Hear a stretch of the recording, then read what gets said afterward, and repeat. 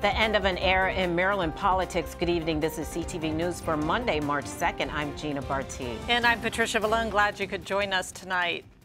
Well, during a political period when Maryland needs her most, the longest-serving woman in Congress announces her retirement. At a press conference this morning in her hometown of Baltimore, Senator Barbara Mikulski revealed that she will not run for a sixth term in office. Mikulski, who was first elected to the Senate in 1986, says that she plans to spend the remaining 2 years focusing on her constituents instead of campaigning. I'm here today in Fells Point to announce that I will not be seeking a sixth term in the United States Senate. This has been a hard decision to make. I have served in the Senate for a while, and at the conclusion of this term, I will have served over 30 years. That's hard to believe. And I want the people of Maryland to know there's nothing gloomy about this announcement. This is bittersweet for me. The relationship between the two of us as the two United States Senators from Maryland, we're partners, and we have this working relationship that I think has benefited the people of Maryland and our country. So it's a bittersweet moment for me, recognizing that I have 2 more years with Senator Mikulski, but that will change.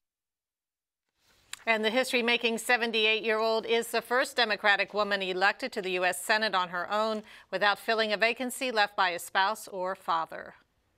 Mikulski's announcement has huge implications for the state of Maryland when the former chairperson of the powerful Appropriations Committee announced this morning that she was not seeking re-election. Shockwaves were felt across the region. The scramble for who will fill her shoes is already gathering steam. For his part, GOP Governor Larry Hogan called Mikulski a bold, dedicated public servant. Well, it was a little bit of a surprise. I was just with her last week. She was in the governor's office along with other leaders of Congress talking about our joint effort to try to bring the FBI to Maryland. She didn't mention it then, but I mean, there's been speculation for years that she was going to retire, and she always said she was going to keep going. But she's the longest-serving woman in Congress and in the Senate in history.